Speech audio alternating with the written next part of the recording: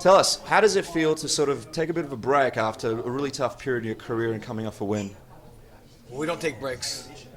Even though I'm here in Australia, I'm still running and working out and stuff like that, and getting ready to be ready. But I'm excited for the fights that's coming this weekend.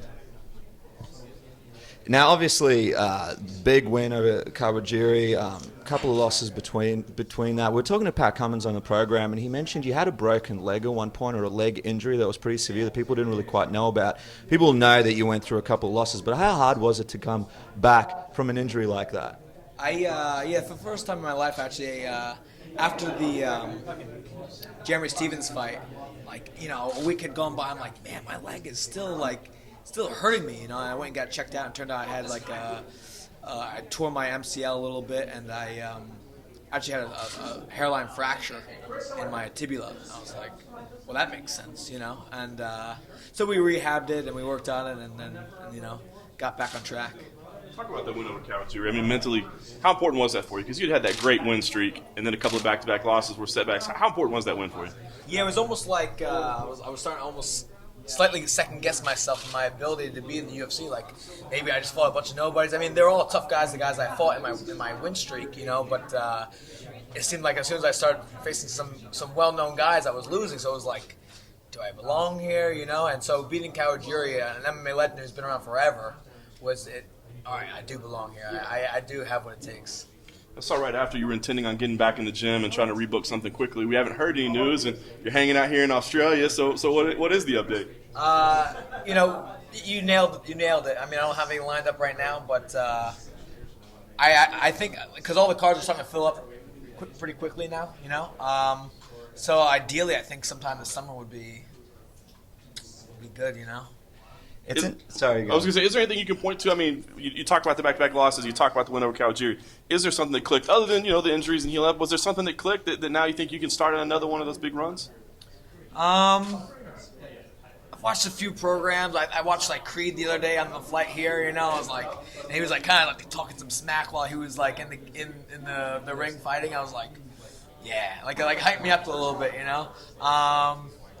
But ideally, I think I want to get on UFC 200. Why not? Speaking of UFC 200, I mean, your division, so much is going on in it, and people are wondering who will be fighting for the title next. Obviously, a lot of people think Conor McGregor versus Frankie Edgar, and Jose Aldo is in the mix there as well. Who would you want to see fight Conor for the title next? Who do you think deserves it out of those two guys? That's tough. Because I think, not that Conor beating Aldo was a fluke, but I just think it could have been a way more interesting fight. I was ready to see some real adversity going on between the two guys, and it was just like a, snap of the fingers and it was over. Okay. But I mean, Aldo was, he hadn't lost in 10 years, so I feel like he deserves a rematch, But, and then also I think Frankie Edgar is bad news for Conor as well, so. Just on that question, what do you think is bad news? Obviously, a lot of people saw the Chad Mendes fight. Chad was able to take Conor down at will. Do you feel like that's why Edgar is such a big danger because of the wrestling? How much of a danger do you think he is to McGregor in this one?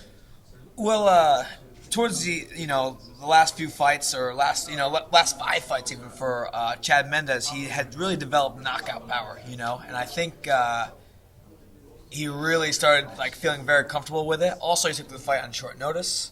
And Frankie Edgar, he knows he has knockout power, but it's not he's not trying to knock you over every punch. He sticks and moves, So and he beat Chad Mendes on a full camp. So Frankie Edgar is, he's a tougher opponent, I think. How about this weekend's main event? Marquand, Frank Mir, who you got in that one?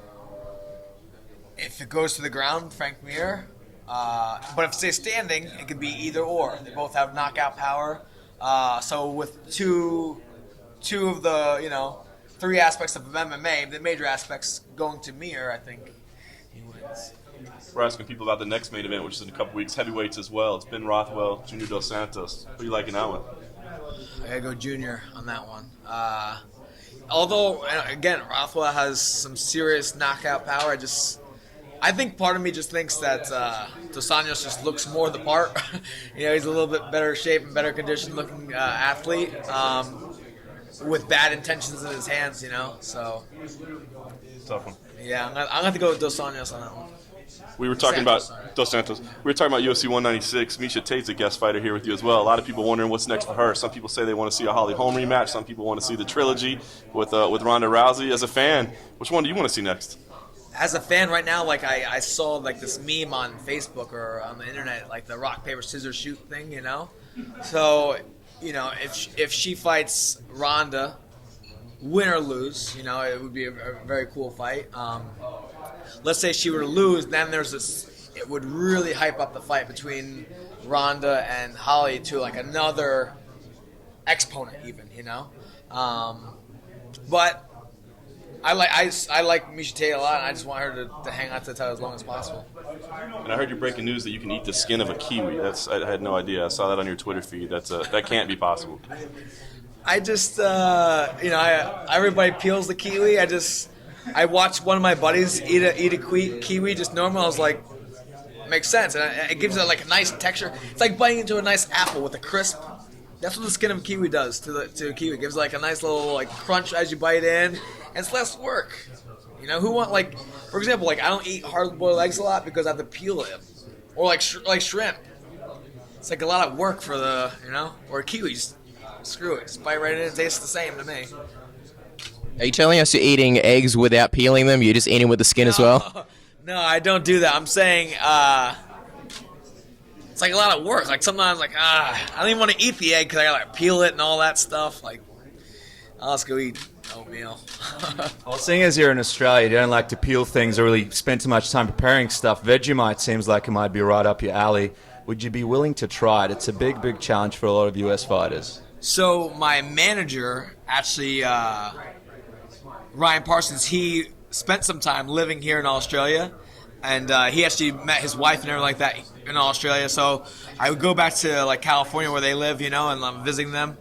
And yeah, we want some Vegemite. I'm like, what is that? And they like put some on some bread for me, and like, it just doesn't taste good to me. No offense. Awesome. Good, man. Appreciate it. Sorry, guys.